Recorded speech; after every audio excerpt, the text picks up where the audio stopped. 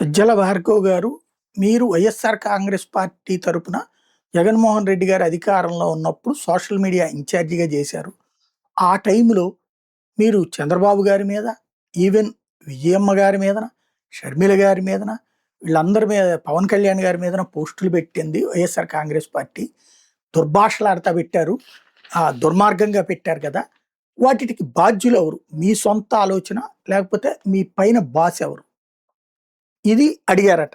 ఇవాళ ఈనాడు జ్యోతి రాసుకొచ్చింది. సజ్జల భార్గవన్ 2 రోజుల విచారణలో అడిగిన ప్రశ్నలు. 120 ప్రశ్నలు అడిగితే రెండిటికి కూడా సమాధానం చెప్పలేదు ఆయన అని.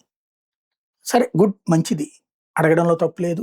ఆయన చెప్పకపోవడమా లేదా అన్నటువంటి దానికి కరెక్టా కాదా అన్నది రేపు కోర్టు తెలుస్తాయి. కాకపోతే ఇప్పుడు రేపు పొద్దున జగన్ అధికారంలోకొస్తే ఇవాళ జగన్ మీద, జగన్ భార్య భారతి మీదన, లేదా అనేక మంది వైఎస్ఆర్ కాంగ్రెస్ పార్టీ నాయకుల మీదన ఓపెన్‌గా వీడియోలు చేస్తున్నారు. బూతులు తిడతా. లంకొడకలు, ముంకొడకలు మాట్లాడేటటువంటోళ్ళు. అట్లాగే వాళ్ళకి సంబంధించి ఆడవాళ్ళ మీదన అడ్డగోలుగా పోస్టులు పెడుతున్నారు. మరి అట్లాంటి వాళ్ళందరికీ బాస్ ఎవరని చెప్పి రేపు పొద్దున ఇప్పుడు ఇక్కడేంటి భార్గవ్ వాళ్ళ బాస్ జగన్‌ని చెప్పించాలన్నది ఉద్దేశం. అప్పుడు రేపు పొద్దునొస్తే చంద్రబాబు, లోకేష్ బాస్ అని చెప్తారా? ఈ సోషల్ మీడియా పోస్టులలో కంట్రోలు నేను నైతికంగా కరెక్ట్‌గా ఉన్నాను, నువ్వు నైతికంగా కరెక్ట్‌గా ఉండు అంటే జరుగుతది.